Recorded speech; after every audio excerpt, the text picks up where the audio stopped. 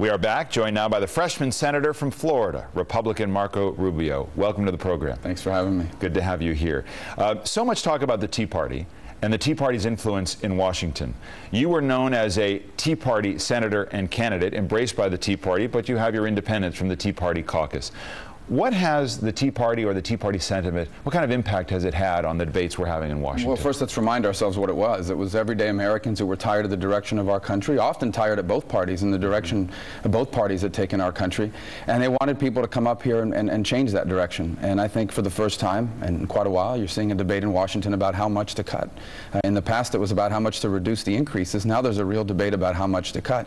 And I think that's an important influence and an important impact. On the other hand, we need to remind ourselves that our problems are big and they're moving very fast. They're moving faster than perhaps any problems our country's ever faced have moved.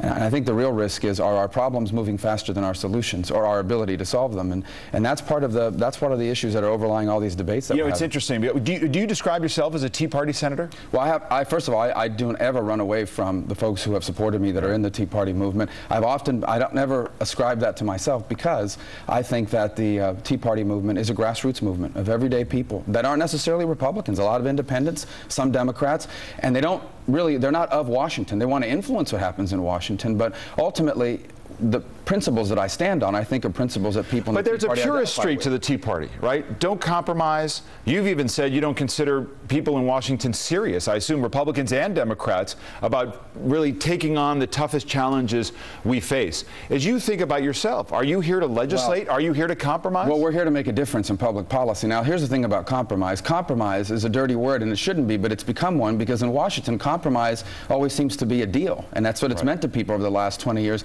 a deal that people say is a solution but doesn't really solve anything. So I think if the compromise is between two folks that are both trying to accomplish the same goal, just have different ideas about how to do it, that's not a negative thing. Well, then you voted against the compromise on the budget deal in the lame duck session.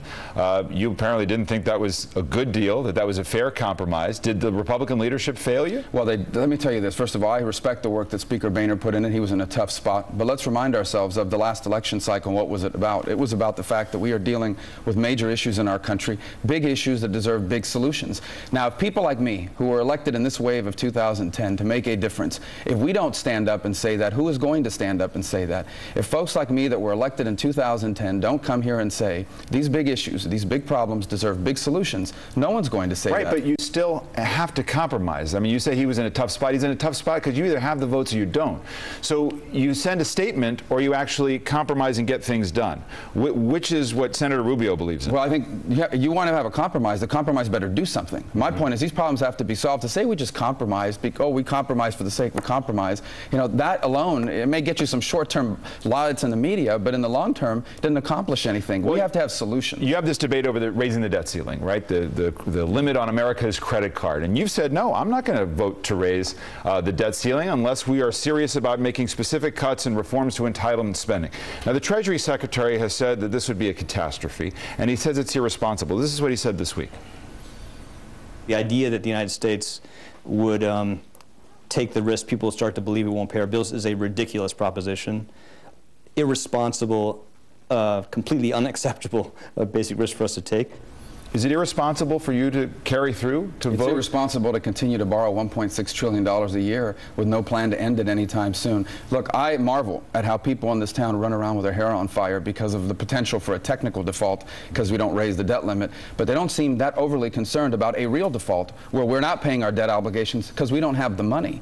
And my point is, we know that this is a problem. You look at any projection, it shows you that the debt crisis will come if we do nothing. Let's start dealing with it now. Let's use this debt limit debate as an opportunity to begin to put in place a plan and execute a plan that gains the confidence of the world. But the Treasury Secretary says that let's talk about it. Let's work in parallel tracks. As you just said, the Tea Party's got everybody talking about government spending. But if you can't reach agreement on some of the things you've talked about, Social Security reform, Medicare reform, other specific cuts, do you then take that next step and say, no, we're going to first of all, there is no magic allow the bullet. limit to go on? In essence, you can't solve this debt problem that America faces with one solution. There's not a magic bullet to do. There's got a series of reforms that have to happen. What I'm saying, and what I think others are beginning to say, including many in the Democrat Party, is that now, as part of this debt limit debate, let's not just talk about the debt limit. Let's talk about how we're going to put this country on a fiscal path that is sustainable. All right, one of the ways to do that, as you well know, Chairman Paul Ryan of the Budget Committee has said, we have to change Medicare as we know it. It's either premium premium support or a voucher system, but it's going to change. Okay? Are you prepared to vote to support the Ryan plan? Well, I would say three things. Number one is Medicare, as we know, it goes bankrupt, so it can't not, you know, you can't sustain it the way it is. I mean, anytime, anywhere between 5 and the next 12 years, Medicare, as we know, it will go bankrupt. And all the people that are out there attacking the Ryan plan, my question is, where is your plan? Introduce your plan, because if your plan is to keep Medicare the way it is, then your plan is bankruptcy, and that doesn't work for anybody. Number two, as far as the Ryan plan is concerned, I will support any plan that saves Medicare, doesn't impact current seniors, and doesn't hurt economic growth. The Ryan plan does that. Right. If people don't like the Ryan plan, including Democrats in the Senate, then introduce your own plan. Where is your plan? You'd vote on the Ryan plan because it's going to be up for a vote in the Senate. Any plan that saves Medicare, doesn't hurt seniors, and doesn't hurt economic growth. Well, and if someone has a better idea on how to do that, they should propose that. You can't assert that it saves Medicare when there's so much uncertainty about it, and it certainly dismantles the way that Medicare operates. And you have said recently you don't want to dismantle a program like Medicare or Social Security that your own mother relies upon. That's right. And look at some of the reaction in terms of how people feel about cutting spending for Medicare. We'll put it on the screen.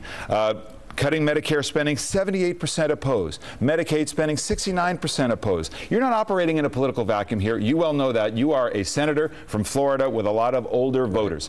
Are you prepared to stand up to them and say, sorry, folks, we've got to do this? Because a lot of Republicans think this is handing something to the Democrats that will be potent against Republicans. Well, two things. The Ryan plan doesn't cut Medicare. Actually, it increases funding in it. And the only people in this town that have voted to cut Medicare are the people that supported Obamacare, that cut $500 billion over the next 10 years out of Medicare and is using it to fund a health care experiment somewhere outside of Medicare. The only people in this town that have voted to cut Medicare spending are the people who voted in favor of Obamacare. That's a fact. And so the truth is... But you don't deny that if you introduce a voucher system into Medicare, that there's going to be a set amount of dollars that seniors have to go into the private marketplace. That is not Medicare as we now have it. Well, Medicare as we now have it goes bankrupt. That's not Medicare as we now have it is not an option. Here's my challenge today. Anybody out there that thinks there's a better way to save Medicare should introduce a bill on Monday. Tomorrow when we get back to work here in Washington, run up to Capitol Hill and introduce your bill. Why hasn't the president proposed a Medicare plan? Why hasn't the congressional Democrats proposed a Medicare plan? Why haven't the leaders in the Senate that control the Senate, they haven't even proposed a budget, much less a Medicare plan? What is their plan to save a program that's going to go bankrupt in 5 to 12 years? Don't just criticize, propose. Otherwise, you're not serious. You're up here to play political games. You've been here for a matter of months in Washington, so you have something of a fresher perspective. What is your assessment of the president's leadership? Well, I think, unfortunately, the president has failed to lead. And I say this with sadness. Let me tell you something. I'm a Republican. I'm proud to be a Republican, but I love my country even more. I desperately want America for the next 100 years to be what it's been for the last, an exceptional country in multiple ways, morally, socially, politically, economically. America has been unique and special. I want it to continue to be that way. It cannot continue to be that way unless the president leads. I want the president to lead. I want the president to lead. We can't solve this Medicare issue. We can't keep it from going bankrupt if the president doesn't lead. We can't put our country on a sustainable path of spending if the president doesn't lead. And we can't play America's proper role in the world if the president doesn't lead. I want him to lead. Americans want him to lead. Ultimately, I'd rather him lead than just hope that my party succeeds, but he's not leading, and we're going to pay a tremendous price for that. Do you think he's beatable in 2012?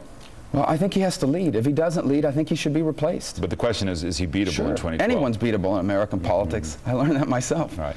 What about your political future? You said no run in 2012. You wouldn't be on a VP ticket. People of Florida depending on you. If your party comes to you and says, look, you can focus on Florida, but in the fall of next year, we really need you on the ticket if we're going to carry Florida. Are you saying there's no way you'll consider it or do it? Yeah, I won't consider it. I don't want to be the Vice President of the United States. I want to be a senator. I want to be a senator from Florida. I think in the United States Senate, I can have an impact on these major issues that we're facing. You know, I'm saddened that Americans are so pessimistic about the future. They shouldn't be. There's nothing wrong with the American people. We are the same people that built here the greatest society in all of human history. We just need some government policies that allow the American people to once again do that. So under no circumstances would you serve on a ticket in 2012? No, I'm not going to be on a ticket in 2012. Under no circumstances? Under no circumstances. What about Donald Trump? Is he a serious Republican candidate? You know, you guys give him a lot of attention, so yeah, he is. Is he a conservative? Is he a true conservative? I don't know a lot lot about Donald Trump's politics. You know, I've been focused on the issues. You know, I knew you were going to ask that. I know you have to ask that, but I'm more concerned about the issues that are happening back here on planet Earth. And back here on this planet, the issues that we're facing are the issues that our country owes $15 trillion. Our debt is larger than our economy almost, about to be larger than our entire economy, with no plan in sight to reverse course on that. Around the world is the most dangerous as it's ever been in a long time. There are people, as we speak, sitting in a cave somewhere planning to attack American interests at home and abroad. These issues have to be dealt with. If we deal with them, the next century can be an American century as well. But we have to deal with them, and the president has to lead. Two quick ones on foreign policy, where I know you've thought a lot about U.S. policy. There are reports that Gaddafi's son and grandchildren were killed by a NATO attack. Is this what will push him from power, in your view? Well, I hope the Libyan people will push him from power. I think the United States and NATO and the international community have a role to play in that, and he must be removed from power. For Saddam Hussein, for Muammar Gaddafi to hold on to power in Libya would be the worst possible scenario I can imagine. He would be emboldened to act against our interests. He would create a blueprint for others in the region to act just like Gaddafi has. Should the U.S. target him specifically? Well, he hides behind civilians. Yeah, he hides in areas and he tries to shield himself. I think if he's involved, unfortunately, if he's involved in military operations and military installations and command centers, you know, he's going to find himself in the line of fire. I think the best thing that Gaddafi can do is leave Libya. All right. We'll leave it there. Senator Marco Rubio, thank you very much for your time this morning. Thank you.